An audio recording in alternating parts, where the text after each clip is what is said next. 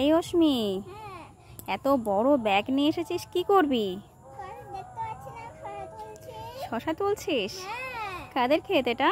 আমার দাদুর ক্ষেত। তোর দাদুর ক্ষেত? হ্যাঁ, তাহলে বেশি করে তোল, আমাকেও কটা দিস। হ্যাঁ, ঠিক আছে? হ্যাঁ।